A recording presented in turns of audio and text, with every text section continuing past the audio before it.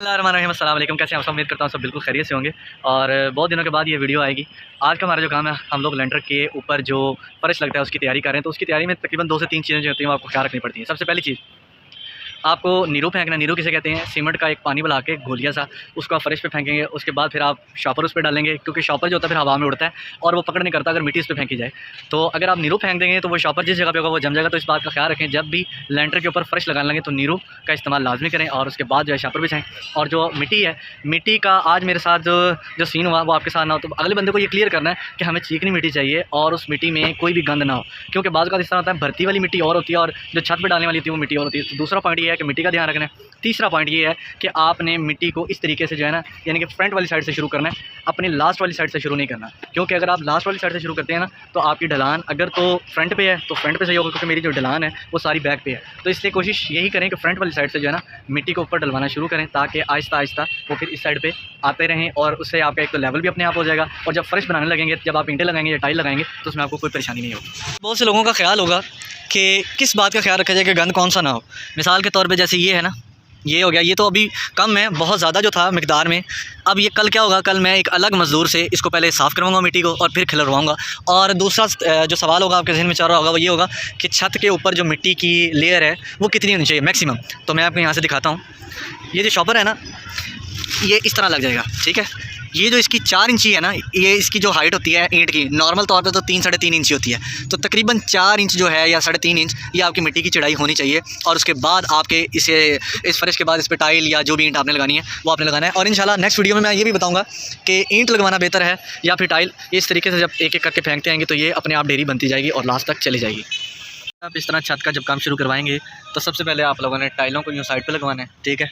और असल जो लेवल आपने निकलवाना है ना, वो आपने साइड से शुरू करवाना है, बाउंड्री से। जैसे कि आप यहाँ देख सकते हैं ये बाउंड्री लगी हुई है, यानी कि अभी मैंने इनसे कहा है कि फ्रंट से लेके ये 20 फुट का हिस्सा, यानी कि इस पूरी जितनी आपकी लेंथ हो ना, आपने उसके खाने बनवा लेंगे। तो 20-20 फुट के मैंने इनसे खाने बनवा के इस तरह जो है जगह को तरतीब दे के इन्होंने बाउंड्री दे दी। अब बाउंड्री देने के बाद इनको फ़ायदा क्या होगा कि अब इन्हें लेवल करने की ज़रूरत नहीं होगी, साइडों से लेवल होगा। तो अब मिट्टी डाल के सिर्फ फटी मारनी होगी और उससे लेवल भी सीधा होता रहेगा और ईंट और जो टाइल जो ये लगा रहे हैं उसमें भी कोई फ़र्क नहीं आएगा। तो आप लोगों के लिए भी यही एक अच्छी चीज़ है कि जब भी आप लोग छत पे टाइल लगवाएं लेंटर के बाद, तो इसी तरीके से करवाएं, ताकि इससे आपकी 2 चीज़ें हों। एक तो टाइम की भी बचत और इस तरह आपके पैसे भी बच सकते हैं, क्योंकि दिन और जो मटीरियल है वो कम लगता है।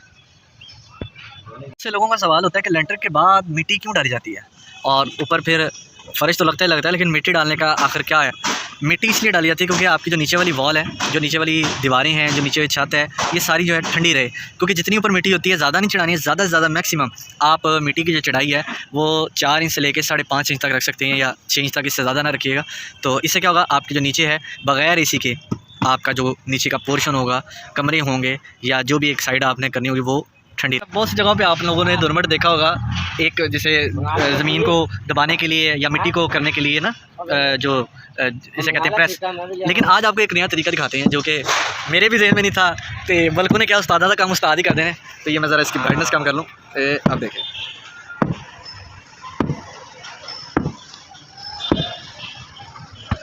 अच्छा इसके लिए होना क्या चाहिए, एक फटा हो जो कि पैड वाला जिसे कहते हैं, ज़्यादा चौड़ा ना हो, और उस फटे पे जनाब सामने। अच्छा इसको चलाने का एक अपना अंदाज़ होता है, ये ना समझ लेना कि रस्सा बने तो चुकना शुरू, क्योंकि जिन्होंने नहीं चुकना होता उन्होंने शक्लें खोजी होंगी ने तो जिन्होंने काम करना होता है और मेरे यार उस्ताद कहलवा के और उससे टोरना है ना, बात गाला ना कड़ी। ये जो लगा हुआ है ये देखें,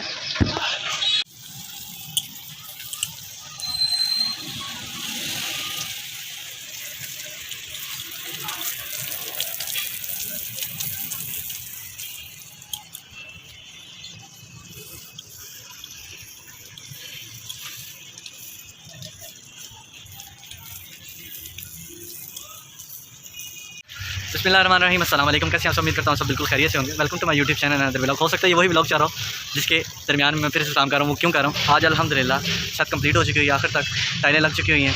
और इसका फिर होता यूँ है कि आप पहले जो है टाइलों की एक लेयर बिछा देते हैं इस तरीके से, जिस तरह पूरा फर्श एक लग चुका है। इसमें इसका लेवल भी हो चुका हुआ है। और जहाँ जहाँ आपने डाउन पाइप दिए होते हैं जो कि इसकी सीवरेज की होती हैं पूरी छत के पानी के, तो वो सब जो हैं उनको तरतीब दे के आपको ढलान उस तरफ करनी थी है। तो पूरी छत का जो हमने लेवल है वो इधर मिड में किया हुआ है, आपको वो हल्का सा वो पाइप नज़र आ रहा होगा। उधर से भी और इधर से भी पूरी छत की जो ढलान है वो हमने सेंटर में की है कि पूरी छत का जो पानी होगा, बारिश होगी या कोई भी इस तरह का होगा ना, धोएंगे छत तो वो सारा पानी ऑटोमेटिकली सेंटर में आएगा। इसमें करना क्या होता है, टाइलें आपने सूखी लगानी होती हैं। जब सूखी टाइलें लग जाती हैं जो आप पीछे देख चुके हैं, उसमें फिर उसके बाद इनको गीला किया जाता है। गीला करने के बाद आपने इसके ऊपर इतना मतलब ज़ोरदार पाँव नहीं रखना होता, बड़ा आराम से पाँव रख के चलना होता है ताकि ईंट दबे ना।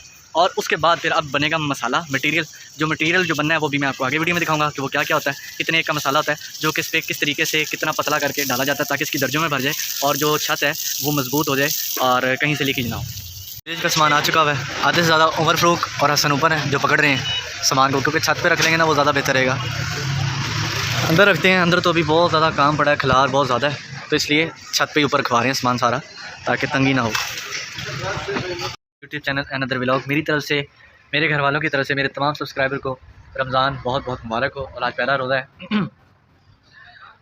आज जो काम था, आज सीवरेज का काम हो रहा है। उमर फ़ारूक ने सारी जो है सीवरेज के लिए पाइप जो थे वो कल ही मंगवा ली थे मुबीन भाई से कह के, ताकि आज सीवरेज का काम कंप्लीट हो। जुमे को ये छुट्टी करेगा और फिर हफ्ते वाले जो है हम लोग इसकी प्लस्तर का काम शुरू करेंगे।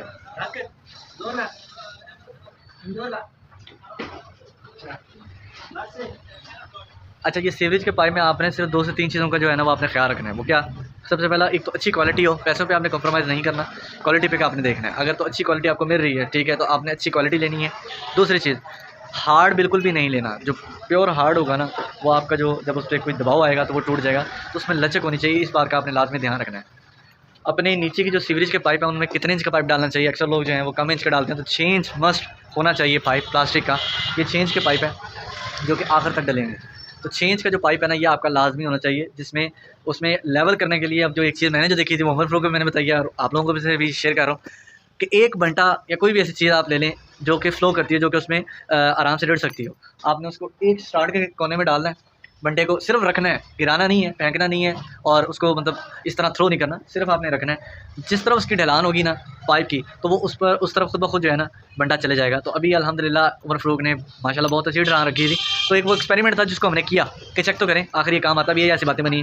तो जब इस साइड से वो बंटा डाला तो वो लास्ट से अपने आप खुद ब खुद निकल गया। तो इससे क्या होता है कि अगर आपका इस तरीके से आप ये चेक कर लेते हैं ना, तो कल को पानी एक कतरा भी गिरता है ना तो वो बीच में रुकता नहीं है सीवरेज के, वो फ़ौरन से बाहर थ्रो हो जाता है।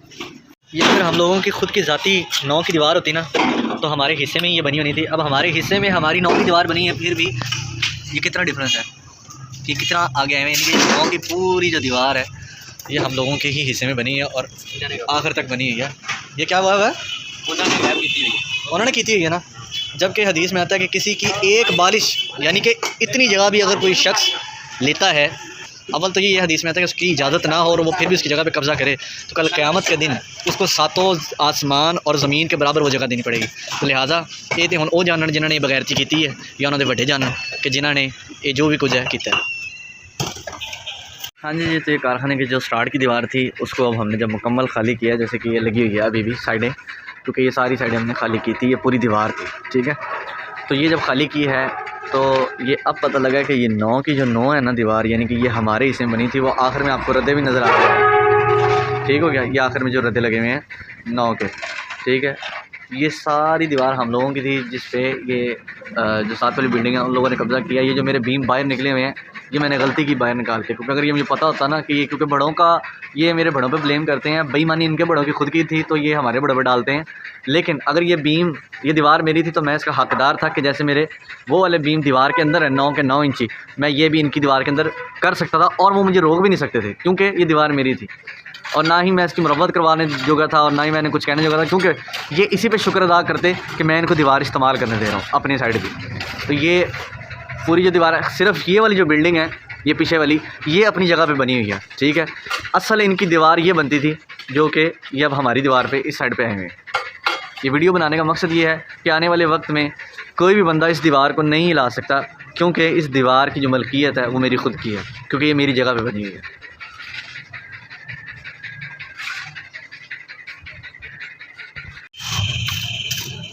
इस दीवार के नीचे पहले बजरी की एक लेयर और उसके बाद फिर आगे ऊपर बजरी काफ़ी है दीवार।